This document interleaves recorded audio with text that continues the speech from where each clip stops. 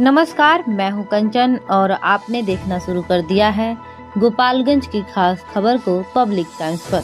तो आइए बिना देरी किए आज की खास खबरों को जानते हैं विस्तार से।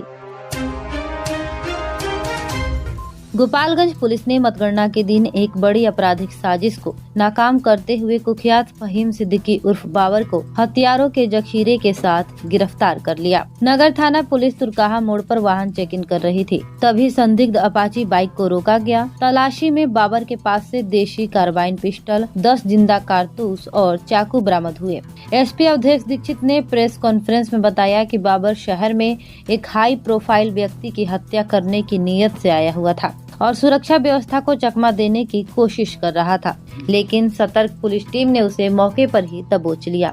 हरदिया गांव का रहने वाला बाबर कई गंभीर मामलों, सोना लूट, उपद्रव और हथियारबंदी में पहले भी जेल जा चुका है। पूछताछ में उसने जमीन कब्जाने को लेकर साजिश से जुड़े कई अहम खुलासे किए हैं। फिलहाल उसे न्यायिक हिरासत में भेज दिया गया है और मामले की जाँच जारी है। गोपालगंज के जादूपुर थाना क्षेत्र के बरईपट्टी गांव में शनिवार को जमीन विवाद खूनी रूप ले लिया। विवादित भूमि को लेकर दो पक्षों के बीच लंबे समय से तनाव चल रहा था। इसी बीच पड़ोस के लोगों द्वारा कथित रूप से जमीन पर कब्जा करने की कोशिश की गई। यह देख गांव की कुंती देवी मौके पर पहुंची और कब्जे का विरोध किया। विरोध से नाराज होकर आरोपितों ने उन पर चाकू से हमला कर गंभीर रूप से घायल कर दिया। घटना के बाद अफरा तफरी मच गई और परिजनों ने कुंती देवी को तुरंत सदर अस्पताल पहुंचाया, जहां उनकी हालत फिलहाल गंभीर बताई जा रही है। सूचना मिलते ही जादूपुर थाना पुलिस ने अस्पताल पहुंची और घायल महिला का बयान दर्ज किया। पुलिस मामले की जांच पड़ताल में जुट गई है और आरोपितों की पहचान कर आगे की कार्यवाही की जा रही है। गोपालगंज के नगर थाना क्षेत्र के तिरबिरवा गांव में शुक्रवार की शाम आपसी विवाद ने खौफनाक रूप ले लिया। पूर्व तनाव को लेकर हुए विवाद में गांव के 50 वर्षीय संभा यादव की चाकू गोदकर हत्या कर दी गई। घटना के बाद पूरे गांव में दहशत फैल गई है। जानकारी के मुताबिक संभा यादव घर के पास एक दुकान में बैठे थे, तभी गांव के कुछ लोग वहां पहुंचे और पुराने विवाद को लेकर कहासुनी शुरू हो गई। देखते ही देखते आरोपितों ने उन पर चाकू से ताबड़तोड़ हमला कर दिया। गंभीर रूप से घायल संभा यादव को स्थानीय लोगों ने तत्काल सदर अस्पताल पहुंचाया, जहां डॉक्टरों ने उनकी हालत बेहद नाजुक बताई। इलाज के दौरान उनकी मौत हो गई। सूचना मिलने पर नगर थाना पुलिस अस्पताल और घटनास्थल दोनों जगह पहुंची। पुलिस ने पोस्टमार्टम की प्रक्रिया पूरी कर ली है और आरोपितों की गिरफ्तारी के लिए छापेमारी जारी है। वारदात से गांव में आक्रोश और शोक का माहौल है।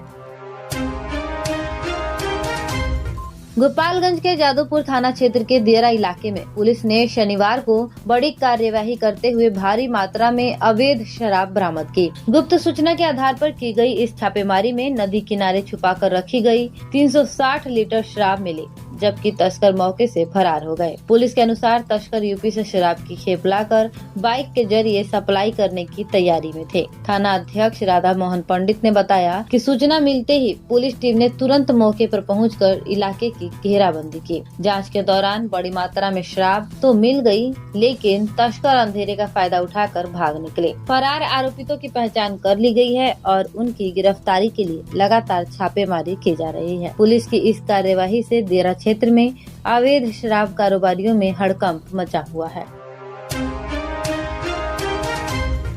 माझागढ़ में अंचल अधिकारी मुन्ना कुमार ने शनिवार को थाना परिसर में जनता दरबार आयोजित कर भूमि से जुड़े कई विवादों पर सुनवाई की। कुल 7 मामलों को जनता दरबार में पंजीकृत किया गया था, जिनमें से 3 मामलों का निष्पादन संबंधित राजस्व कर्मचारियों की जांच रिपोर्ट के आधार पर दोनों पक्षों की मौजूदगी में किया गया। इन मामलों में स्पष्ट तथ्य सामने आने पर अंचल अधिकारी ने मौके पर ही आवश्यक आदेश जारी कर विवादों का निपटारा कर दिया। इसके अलावा 4 अन्य मामलों में विस्तार से सुनवाई की गई। दोनों पक्षों की बातें सुनने के बाद अंचल अधिकारी ने आगे की कार्यवाही शुरू करने का निर्देश दिया है। अधिकारियों के अनुसार बचे हुए विवादों की जांच जारी रहेगी और तय समय में समाधान सुनिश्चित किया जाएगा। अंचल कर्मी श्यामदेव माझी ने बताया कि जनता दरबार के माध्यम से क्षेत्र के भूमि विवादों को तेजी से निपटाने का प्रयास जारी है। मुसाफिर हुंडई अब आपके शहर गोपालगंज और सिवान में भी। अब हुंडई का कार लेना हुआ और भी आसान। 1 लाख रुपए डाउन पेमेंट देकर कार अपनी घर ले जाएं। साथ ही 50,000 तक का ऑफर। अनुभव कीजिए सुरक्षित ड्राइव का गोपालगंज में मुसाफिर हुंडई की संग। जहां एक ही छत के नीचे सेल्स, सर्विस, फाइनेंस और एसेसरीज भी उपलब्ध। तो देर क्यों, आज ही आए और अपनी मनचाही कार ले जाए मुसाफिर हुंडई से।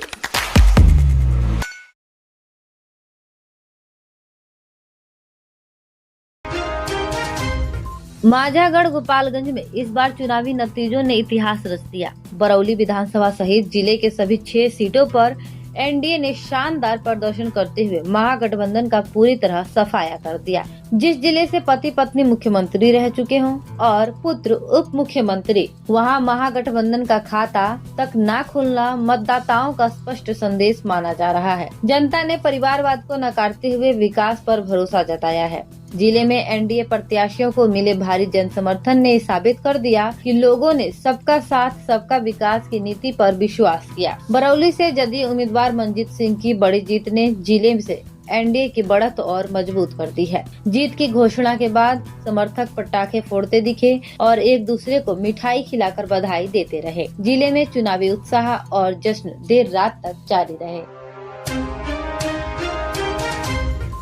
गोपालगंज के फुलवरिया थाना क्षेत्र के माड़ीपुर भरपतिया गांव में शुक्रवार को एक दर्दनाक घटना ने पूरे इलाके को दहला दिया। 9वीं कक्षा की छात्रा सपना कुमारी सुबह शौच के लिए घर से निकली, लेकिन 11 घंटे बाद उसका शव गांव के एक बगीचे में पेड़ से लटका मिला। यह दृश्य देखते ही गांव में सनसनी फैल गई और परिवार में मातम पसर गया। परिजनों का कहना है कि बेटी लापता होने के बाद उन्होंने पुलिस में गुमशुदगी की सूचना दी थी और सकुशल बरामदगी की गुहार लगाई। शाम को अचानक बगीचे में सपना का शव मिला तो परिजनों ने इसे हत्या कर आत्महत्या का रूप देने की कोशिश बताई। डर, दहशत और लोकलाज के चलते परिवार ने पुलिस को सूचना दिए बिना ही शव उतार कर अंतिम संस्कार कर दिया। फुलवरिया थाना अध्यक्ष कुंदन कुमार का कहना है कि घटना की कोई रिपोर्ट नहीं मिली है। पीड़ित परिवार आवेदन देगा तो पुलिस जांच कर कार्यवाही करेगी। छात्रा की संदिग्ध मौत से पूरे क्षेत्र में भय और आक्रोश फैल गया है।